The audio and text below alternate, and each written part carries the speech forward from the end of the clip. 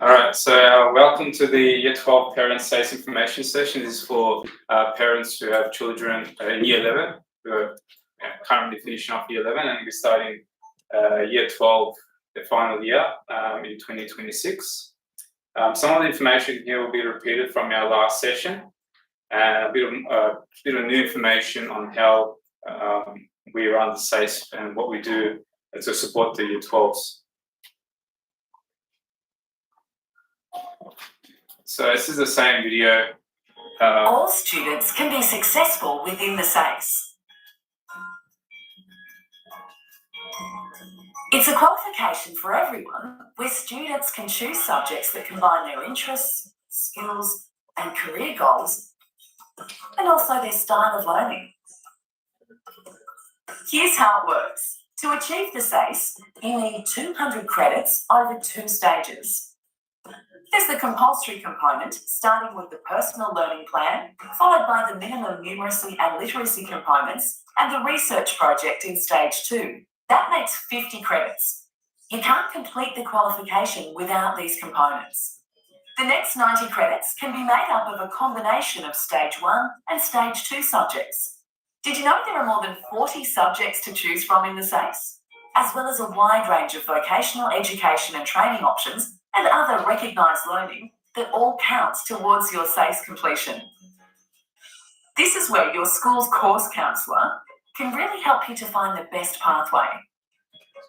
So now there's 60 credits left. This final component must be gained from subjects studied at the stage 2 level. Most students continue subjects they've already studied at stage 1. So 200 credits with 90 credits completed at stage 1 and 2 plus 60 credits at stage 2 with a C- grade or better means you will receive this. But what about the ATAR? The South Australian Tertiary Admission Centre, better known as SATAC, is responsible for calculating your ATAR. To be eligible for an ATAR, you must study 90 credits at the stage 2 level. SATAC also has information on scaling and how to apply for tertiary education. The SACE website has more information about your SACE journey. The South Australian Certificate of Education, learning at the pace of change.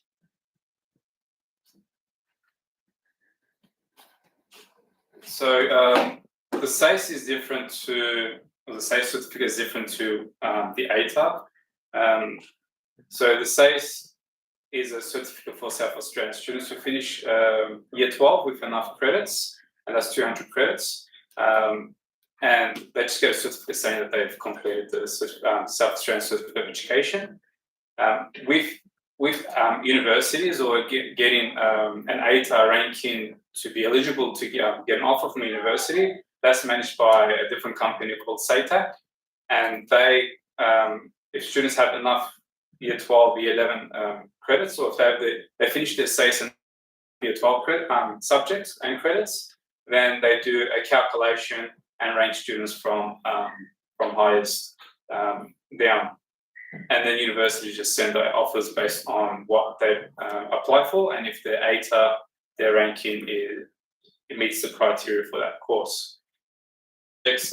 Some university courses also require some subjects they need to do in Year 12 as a prerequisite, and they're sort of minimal. There's not many courses like that. So what we want to do, we want to make sure that students are not overloading the last year, and so we manage all their assessments on Google Calendar, and we share this calendar with the students, and teachers need to put up the assessments onto the summative assessments onto this calendar.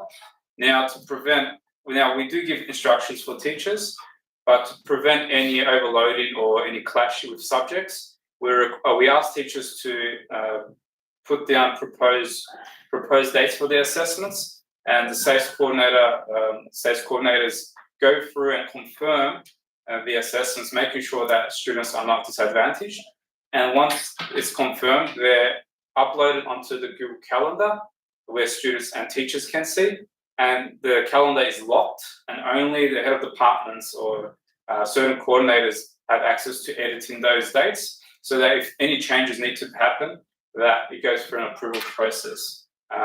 Because we don't want to, find out that a couple of teachers are extending their due dates, and then because of certain subjects, and then all those assessments being due on the same day. So that puts a lot of pressure and stress on the students. So that's one way we try to support the students in organising their time through proper communication.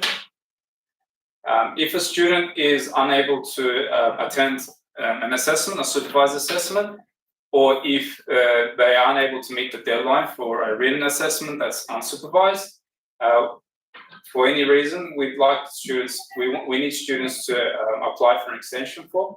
Now, their application can be rejected, it can be approved, depending on their reason. So, information of student and parent is input into the form, which is an online form, and students have access to that every year. Now, depending on their reasons, there are some supporting evidence that we need students to provide.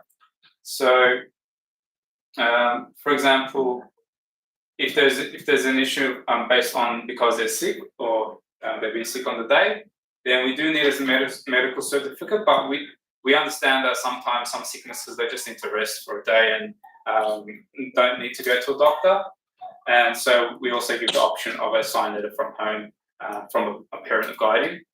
So it's just that we put the trust in the parents. So some teachers may call home and just confirm that a parent or a guardian has signed that letter, and it's not being forged by a student. So just take note of that. And then it might be for family or personal reasons. Again, a signed letter from home, and then severe, domestic arrangements. Maybe they're moving in houses and they're unable to do the work because it's due during that period, and they didn't have enough time to do it. If they knew from before, obviously they'll organise their time and do it accordingly. Signed letter from home, and for any religious obligations, signed letter from home. So these signed letters it can be a hard copy, but we do want a soft copy of it. So that means it can be typed up and signed. It can be just a written letter from home, signed, and then a picture taken on the phone and uploaded onto the form digitally. So we have access to that, and obviously teachers who need it will see that as well. And so there are some reasons here that are not considered to be acceptable. So just because they can be avoided or planned accordingly. We do need students to submit this at least 2 days before the assessment, and still submit the assessment, whether it's a draft or a final, on the day until it is approved. Once it's approved, then obviously they can just continue working on it and meet the new deadline, the extension deadline. However, if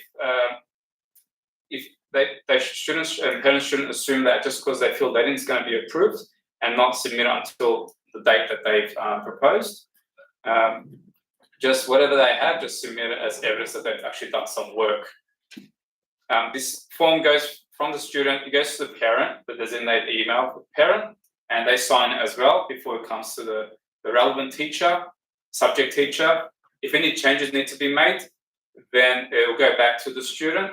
The teacher will send it back. If it's all fine, it will go straight through to the coordinator, where it will be acknowledged or redirected if needed. So special provisions, there are information for parents, information for students. There are links here as well, and all that information can be found on the SACE website. So everything I know about the SACE, or I find out from the SACE, or information and learn about the SACE, is accessible by teachers, students, and parents. So it's all transparent too.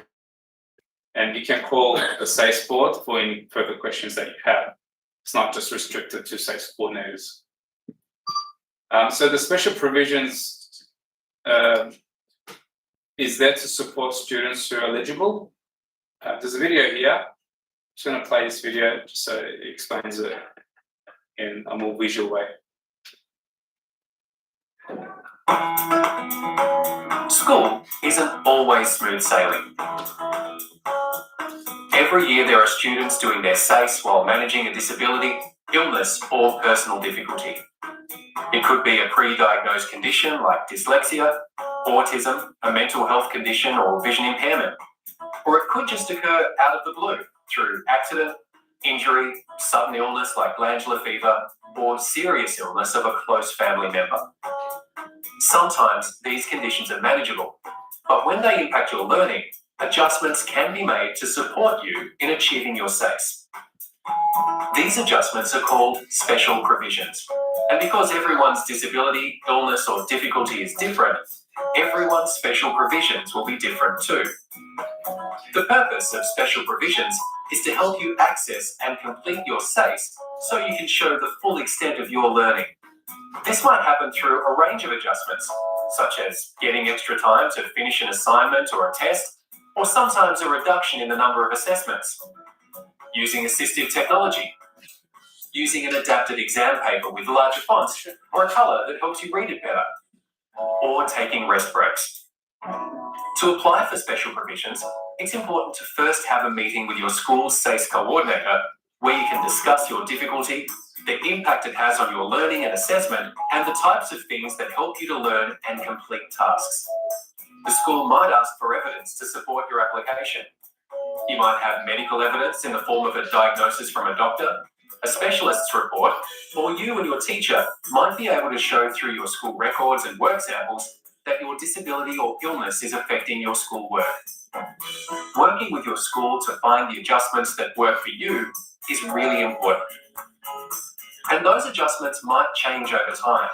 You might not need them anymore, or you might need slightly different ones that provide extra support at key times in the year. The important thing is, together with your school, you get a say in what works and what doesn't work for you. So if your difficulty is impacting your learning, don't suffer in silence. Begin the conversation with your SACE coordinator, find out about your eligibility for special provisions, and get the help and support you need to complete your SACE. Also, check out more support resources on the SACE website. The South Australian Certificate of Education. Learning at the pace of change.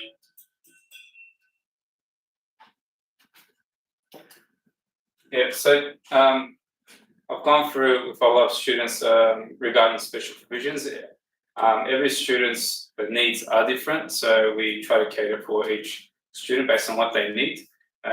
We don't do anything outside of what we can and cannot do, but anything that we can do to support the students based on the needs, we try to do that within the school.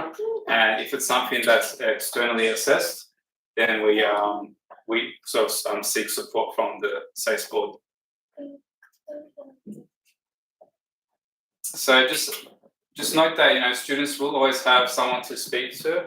It can be teachers, any counsellors within the school. It can be any other staff members or the coordinators. As long as whoever they're comfortable speaking to, we advise that they go to them.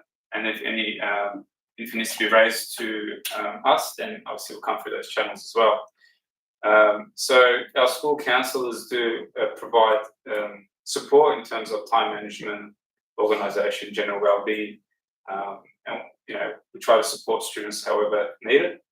And the year level coordinators sort of look after whatever the student needs. So every year level's got their own coordinator, obviously someone combined. And so if they see that they need support in certain areas, then they'll support them or direct them or bring someone to support them. We do have career advisors, and they advise students on possible careers that they can go into and pathways into that career. So there's always a destination.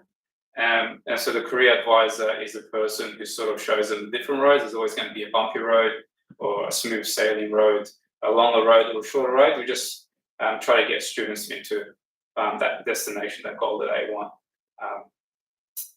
So it might take longer, it might take shorter, maybe harder. We just try to get go directly into what they need. and not waste time. But every case is different, and we look at options. And obviously, the SACE coordinator looks after any SACE related matters. So if there's any students who are flagged that need support, and we need to look at whether ways for them to complete the SACE, then we do that. I look into that and see and sort of write up an action plan for student. But in the past 2 years, I found that students generally know what they need, what they want, and how to get there. So it's good to know.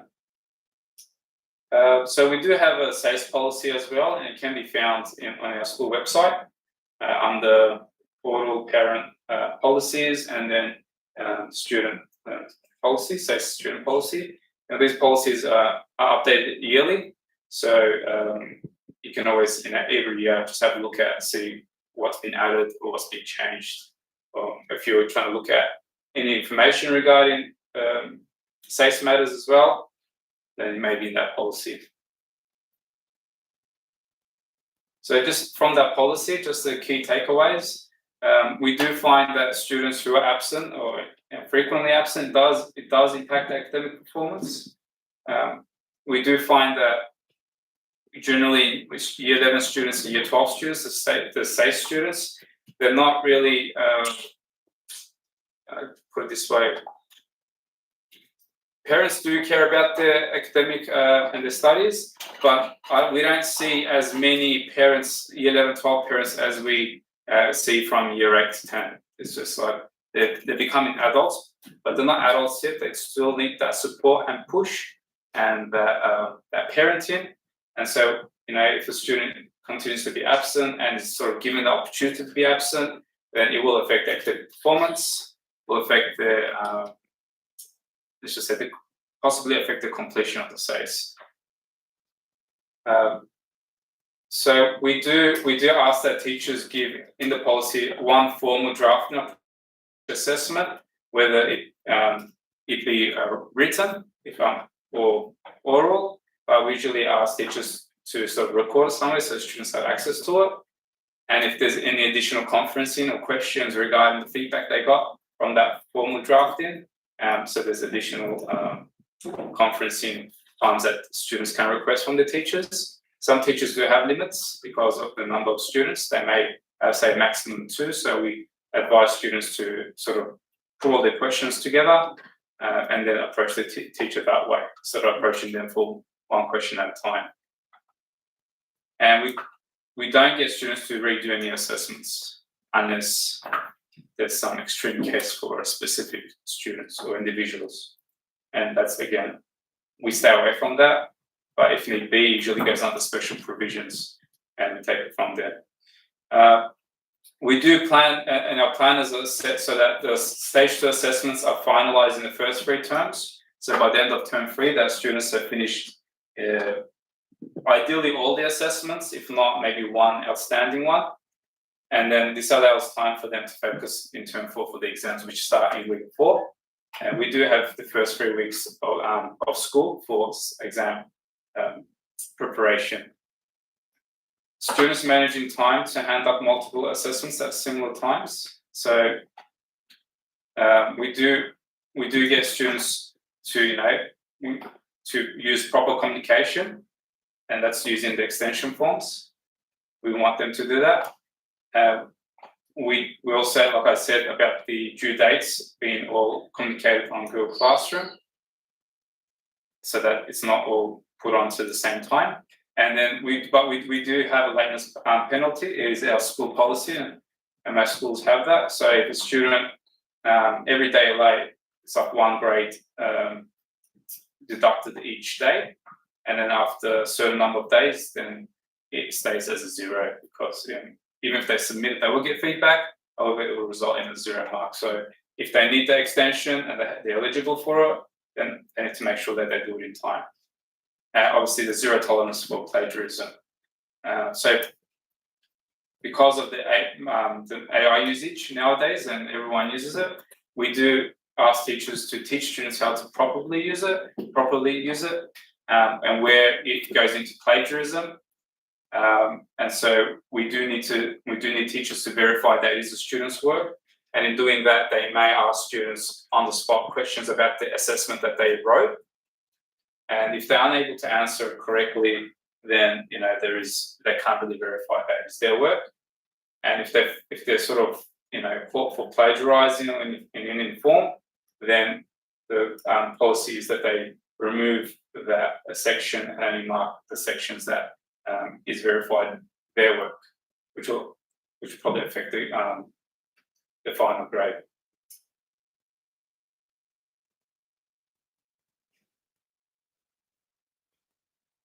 Okay, so in terms of the SACE, when we do submit the grades to SACE or the assessments to SACE to be moderated or graded, whether it's an internal assessment or external assessment, we do have a section, and this is an example of students who have breach of rules, and if it's late or if it's being caught cheating or any form like that, then the original work is submitted, but a note is made saying this is what the grade level is. However, because of this reason, according to our policy, this is the grade. This is the grade we've given that student, and then SACE confirms that that's the policy, and then they usually accept what's been given. So students need to be careful with that. We do have a special provision section. Any missing tasks and tasks not complete, they're all reported to SACE when work is submitted to them to check that everything's been corrected properly and marked according to the standards. So just here, 0 grade if the task remains 7 or more days overdue. So at the end of the year, when students get the ATAs, we do have a is this changed? Not for me. Yeah, so we do have a policy scheme where students are given a scholarship based on the ATA. So anything above 80, 100, above 85, all the way to 99.5 and above. And this is awarded to students with a trophy at the start of the following year. So once the ATAs come out, the following year, at the start of that year, in front of the future graduates, so the current year 11, 12 students, they are awarded those awards, and parents can attend that ceremony as well. So this is all in the policy.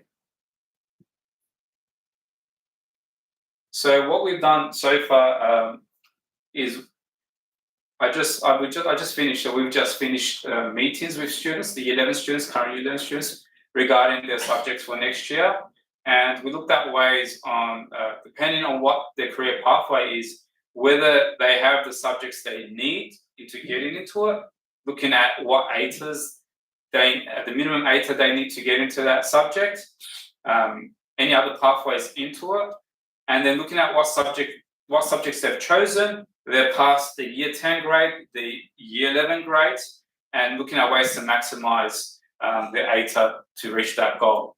And so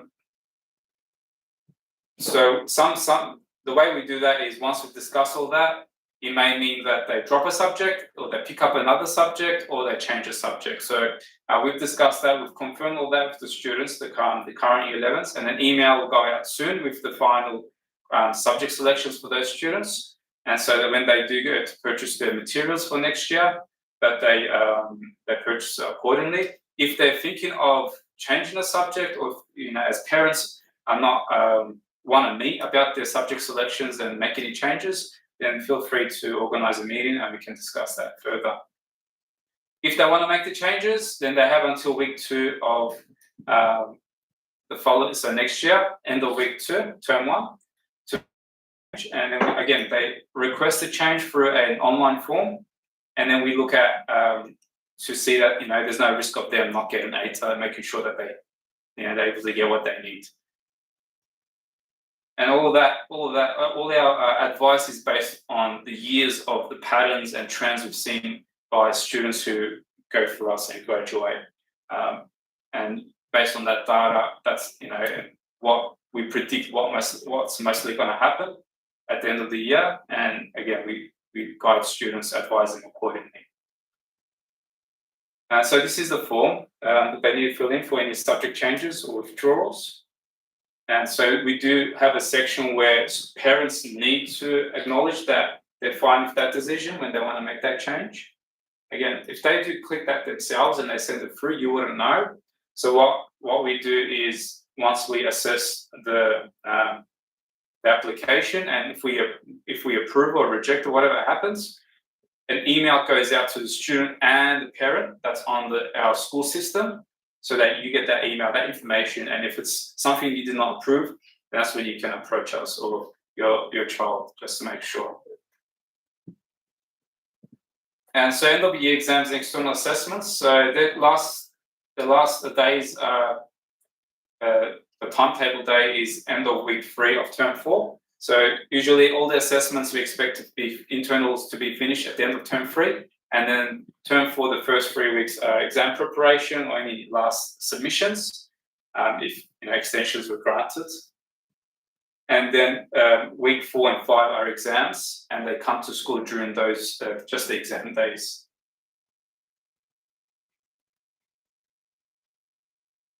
So just with the holiday classes, we do have teachers run holiday classes for some of the subjects during term 2 and term 3 for exam preparation, or it may be any internal assessment preparation or just support for the students. And so just note that down. And if it does run, we encourage all students to attend. There may be some key giveaways during that time, and hints to and tips for students to actually perform well. One little point can make a 5 or 10% difference in a student's assessment. So we talked about the ATAR a bit. Now, it's just a ranking from 0 to 99.95, and it is what universities use to send offers to students, and that's how they're selected for courses. It is just an overall achievement in the SACE compared to other students, okay, in that year who finished in South Australia. So it's not, so the student's performance is the grade they get for the subject. And then based on that overall grade, it's out of 90. They get 90 credits to be counted to be eligible for an ATAR.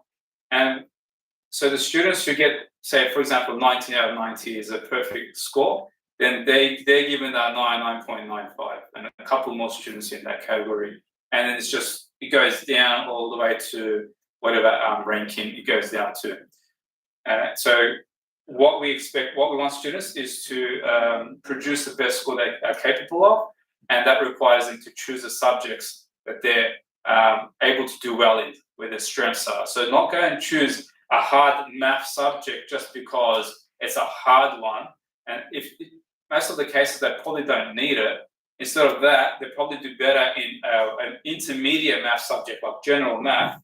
And if they go, just say a student can do get a C or just say a C or a C plus in mathematical methods, and then they go to general math and they go and get an A minus or an A, possibly even get higher than that.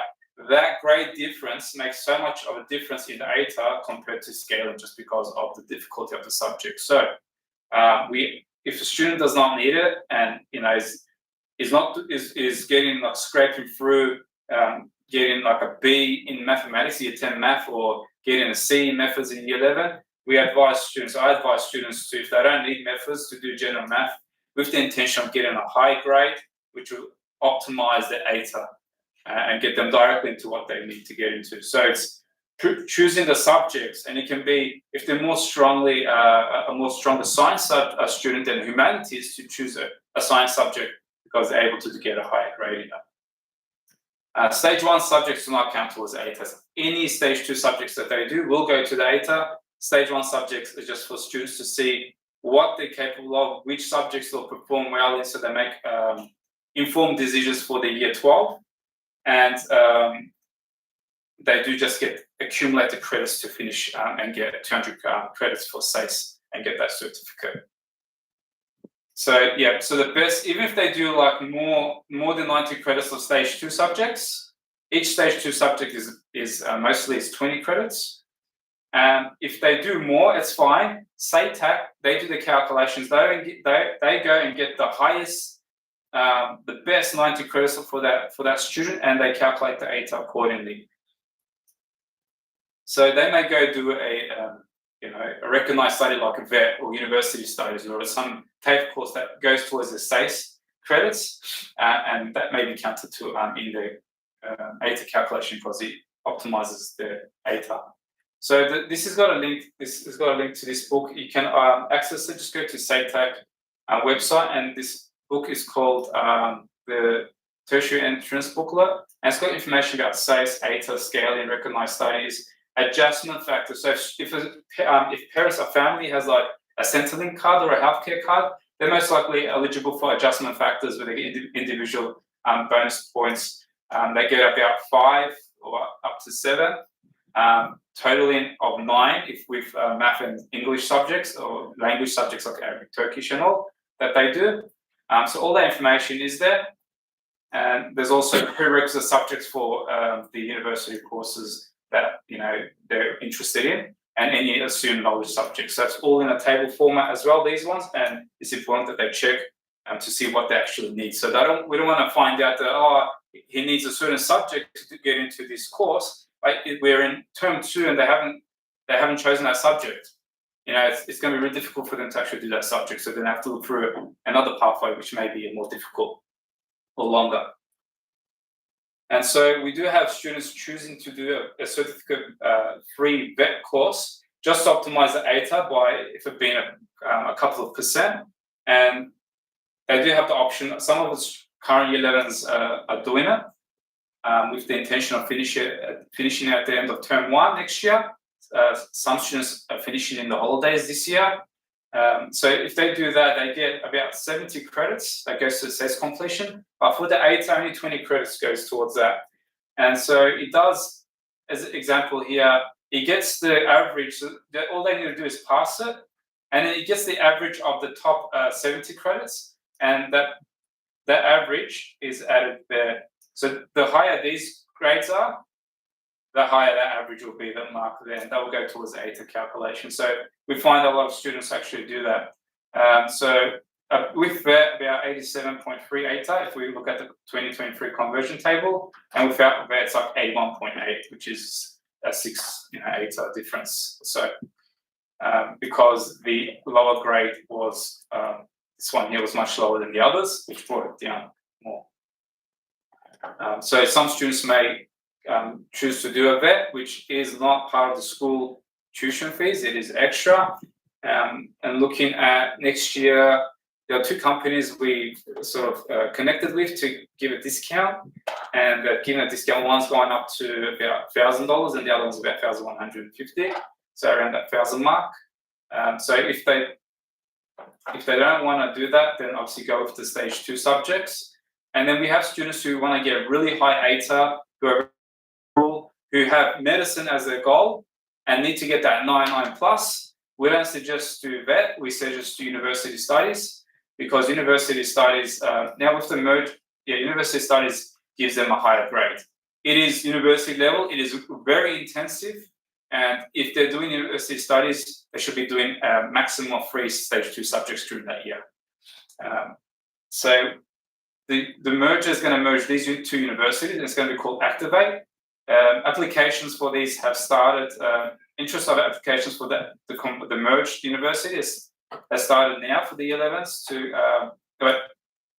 the form of interest. Application for interest is already out there, but it hasn't started yet. The Flinders University one, that one, the applications have started. So they need to have minimum B grades for the 11 subjects. If they finish the stage 2 subject, then they're more eligible.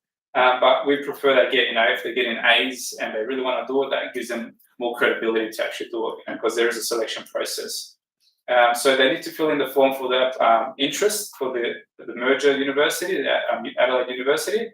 It's called Activate. Just go on the website, and if they and then once that opens, then they can apply for that and choose. Students can choose to do 1 semester, get 10 credits, or they can choose to do it for 2 semesters and you get 20 credits. So it is competitive, but we do want they should get at least a B and above preferably A. These are for, it's because it's really difficult. We only advise it for students who, who can, and good with time management, don't have many subjects in year 12, and able to do it. Because if they get a high distinction, which is like about 85% and over, if they get 10 out of 10, no scale, it doesn't scale down, it is perfect, Even if they get distinction, 9.9, and that's much higher than what they'll probably get in like some other subject or VET. Credit, 9 out of 10, is really good, and then just passing a 7.9 out of 10. But like I said, it is quite intensive, as it's not easy, depending on the subjects that they choose. So if a student wants to get that 9.9 plus, we do want them to at least merit at least one subject and do university studies to increase the chance of getting that 9.9 plus to outrank the other students that year who are also doing this, know the game and are playing the game properly. If they're going to do this, to not do the VET, because it's just because SATAC is only going to get 20 credits from one or the other. They can combine the two, get half of one and half the other, but usually some end up being the top. And just here, these are usually they're funded fully or half the scholarships they do get. With the VET, you need to go out of pocket as well. So that's it from me as a SACE coordinator. These are the people you can contact this year regarding from EE and their roles. And this is the one at GG. And you probably all know that the girls from Golden Grove will be, so as universities, the UniSA and Adelaide, we also be merging. We merging Golden Grove and EE. And so these slightly change. So just need to contact. For now, contact if you're at GG, contact the people at GG. But next year, it's just going to be people at E. All right, hopefully that makes sense. If you need any advice or you need to contact any of these people for more information, please contact us and we'll get back to you as soon as we can. All the best.